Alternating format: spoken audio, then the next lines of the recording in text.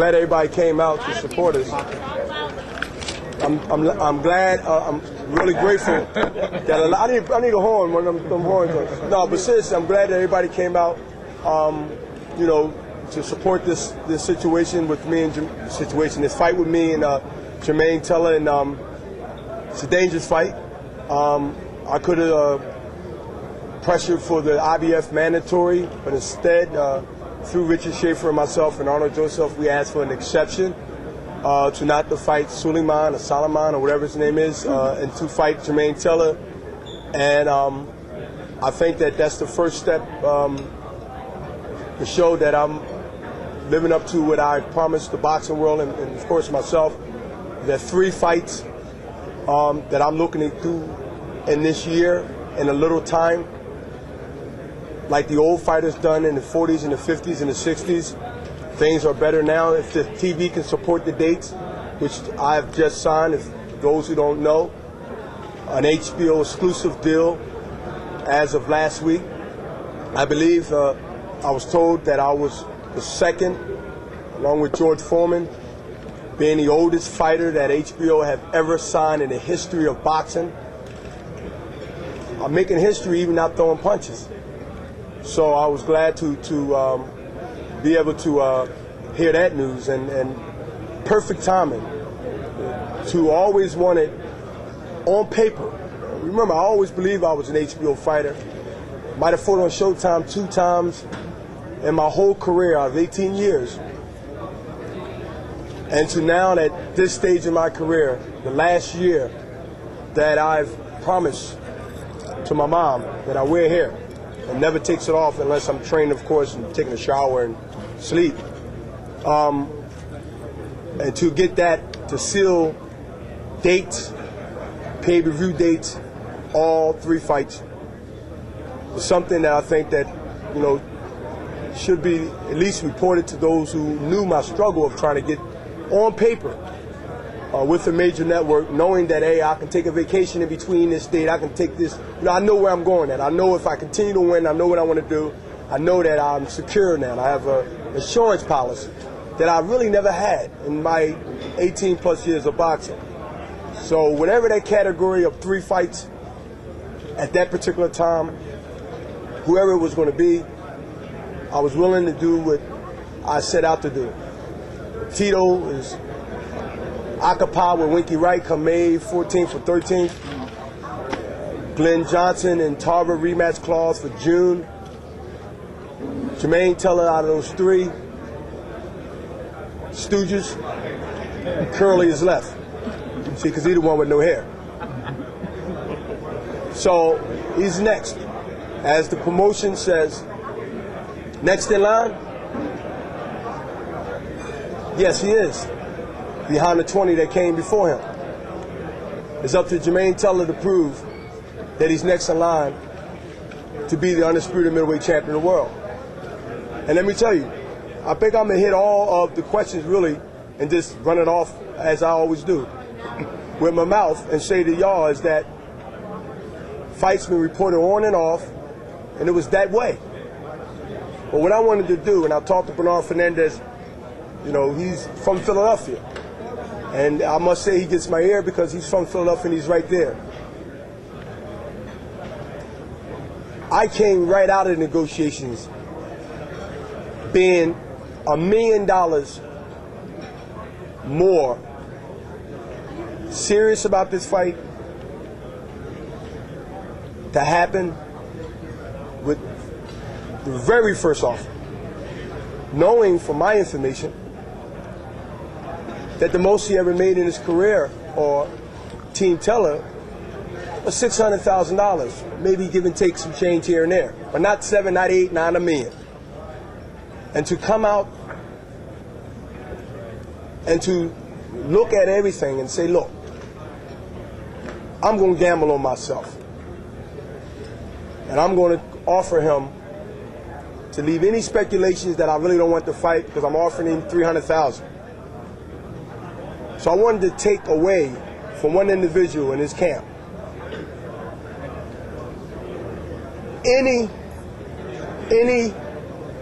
anything that he would use to agitate this fight not happening. And without Al Heyman, who seen that this individual had a personal situation and not putting business first, was going to destroy one of the biggest fights in the middleweight division besides the 2001 tournament. Who is that person? Well, you know who that person is. You want me to go on record? You sound like a lawyer, bro. You know who that person is. Everybody is. No rocket scientist. It's not a thing where we're going to just go ahead and just, will someone in this building know that think of someone else. You know who it is. But the thing is this, is that whatever it is, it doesn't matter. It happened. And it happened because I was being fair, and it happened because Al Heyman and someone, along with Jermain Taylor, want the opportunity to be, A, the undisputed middleweight champion of the world, B, to fight the best fighter pound for pound by many in the world, and C, they wanted to make money. And I've made that happen. My team, right out of the gate, man. He didn't get the support that he was looking for from the people he normally can say, man, they didn't support it this time. You know why? Because when you look at this is a tape recorder, and you look at a guy that's being fair. Forget last year, how you felt a year ago. This is business. Don't hurt the fighter. Don't hurt boxing. This is about making good fights. So I got a chip on my shoulder, but I'm going to keep it in check and use it at a perfect time. See, this is a chance now that I don't have to be quiet in it physically. But in the courtroom, I have to, or I'll pay a major price.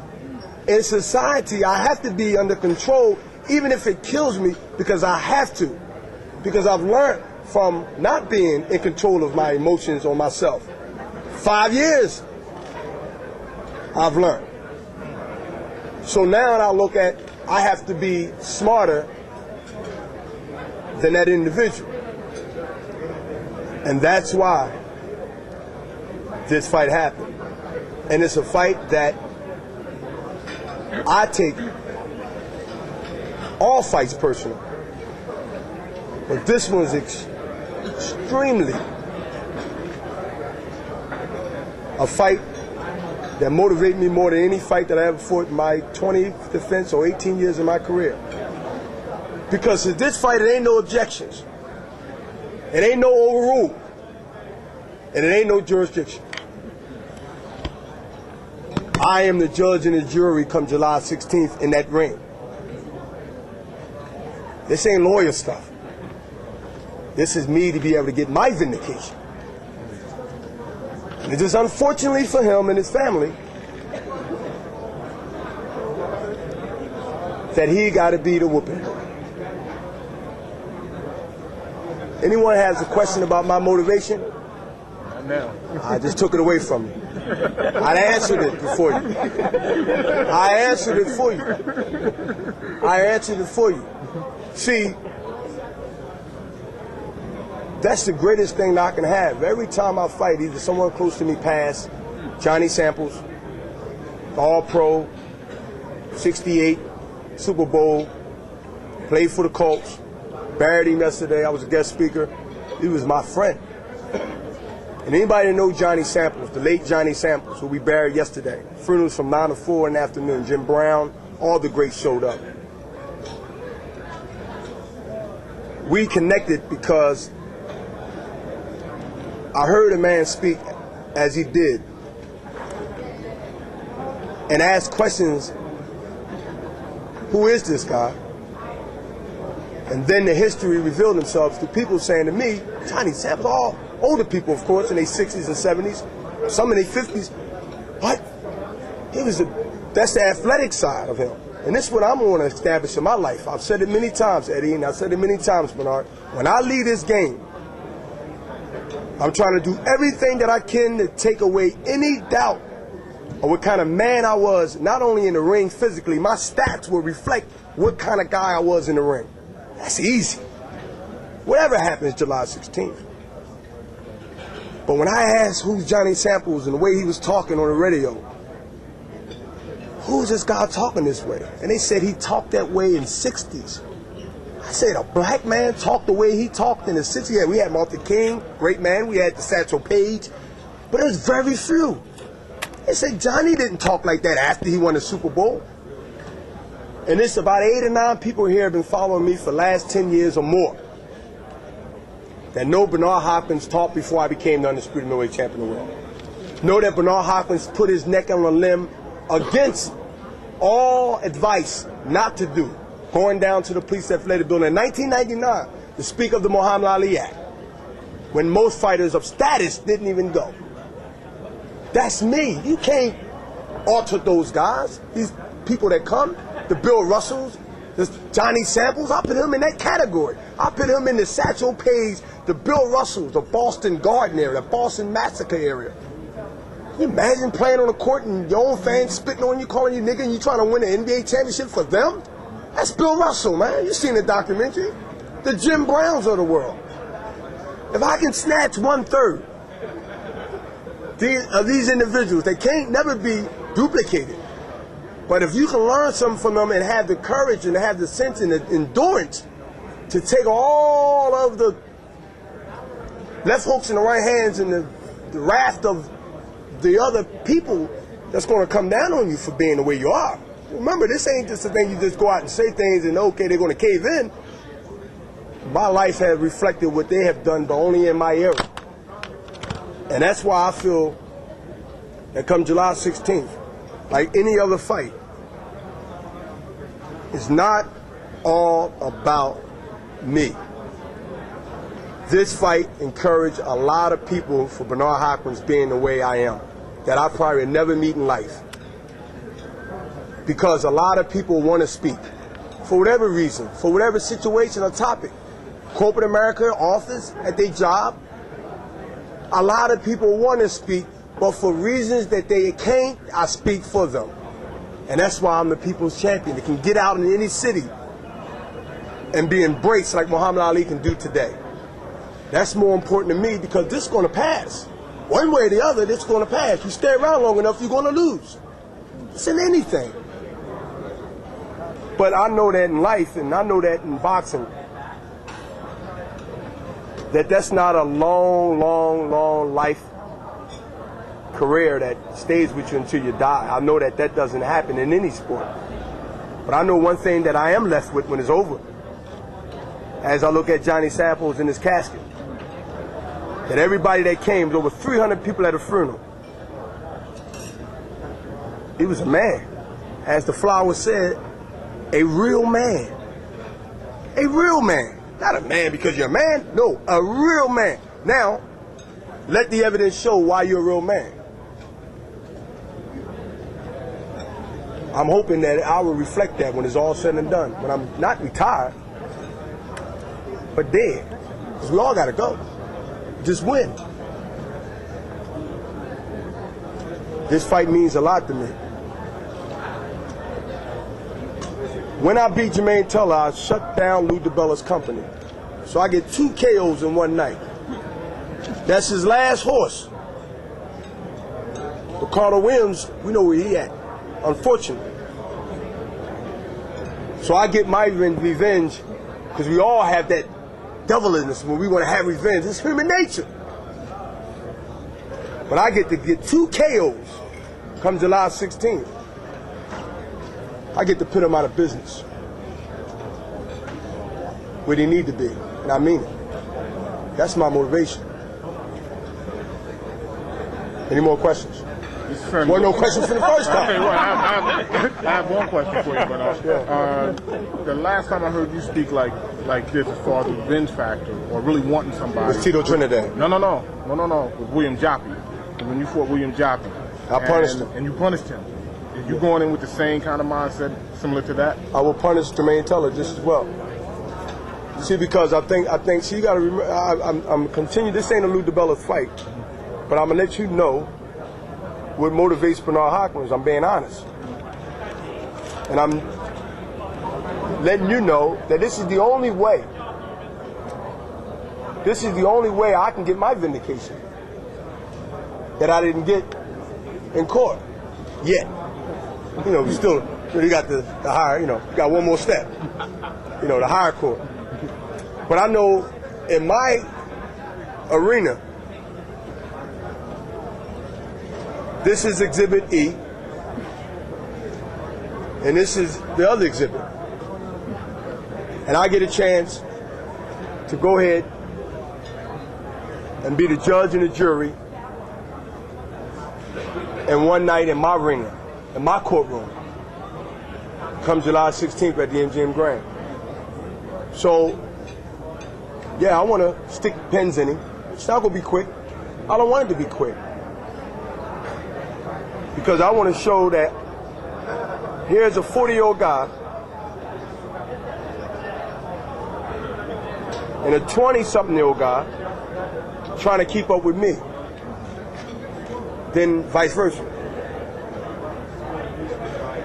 I'm not going to do anything different as far as my preparation, as far as training, as far as running, as far as being in bed by 8. I'm going to train in Miami like I did for the last 4 or 5 years. What fighter can train in Miami 10 minutes from South Beach?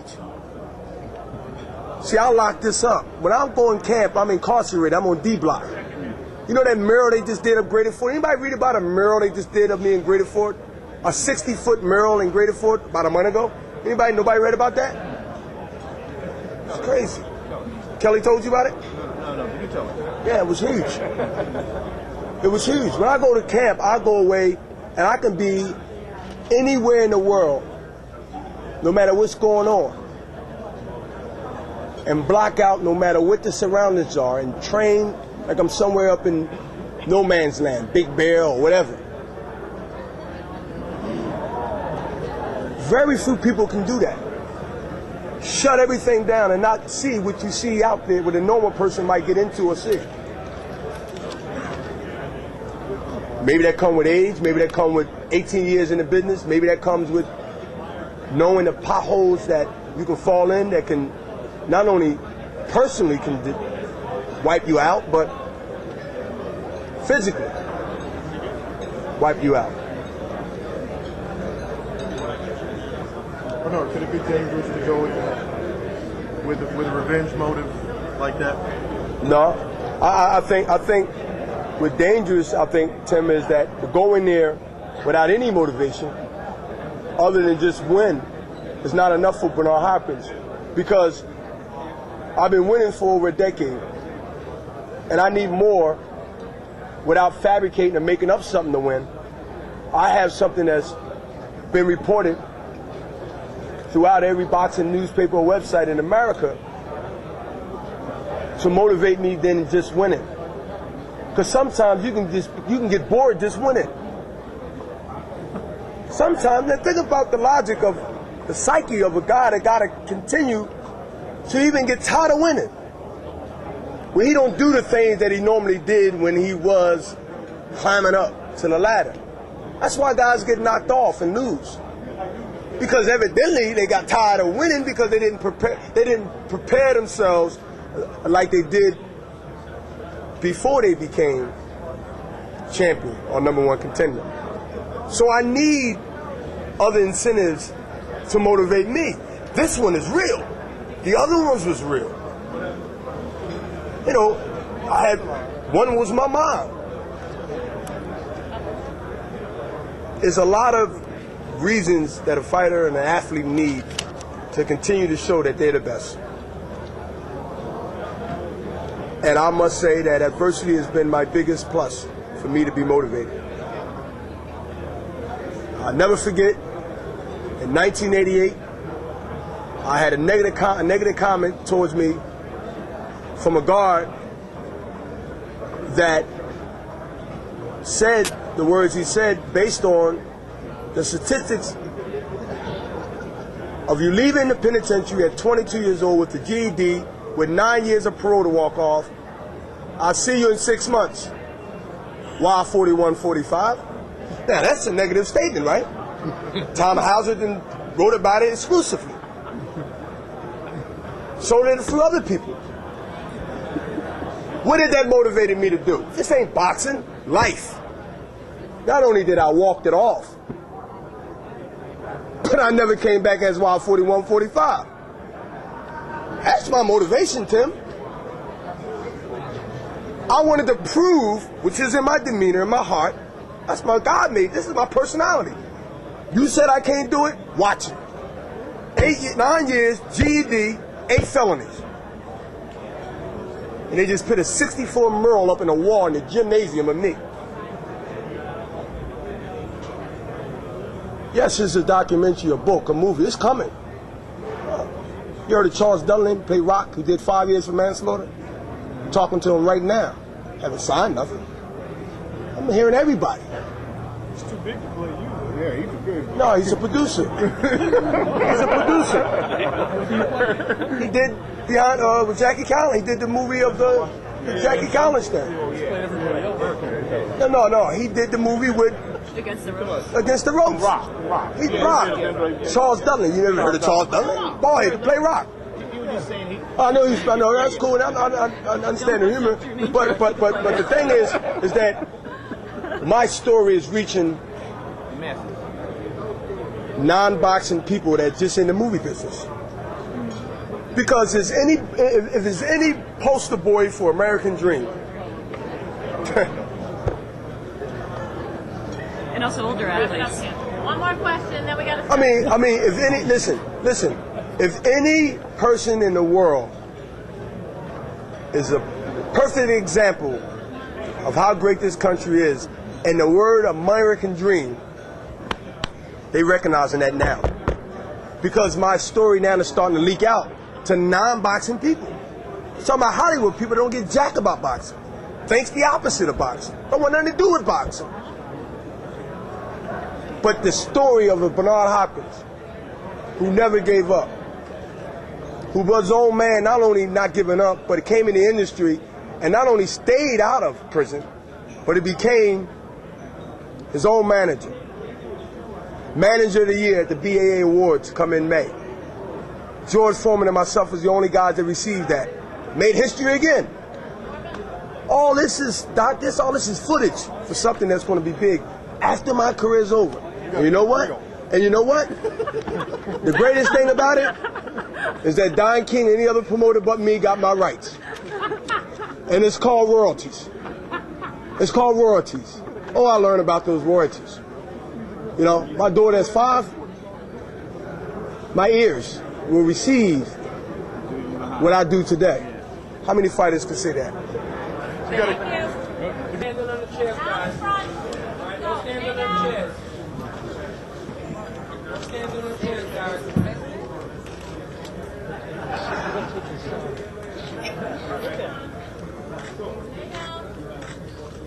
Face each other. Face each other. Come on, you tough guys. There you go.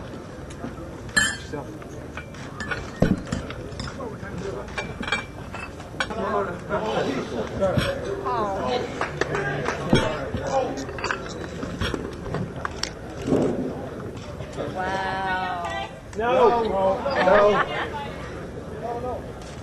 Sir, lift your head, thank you.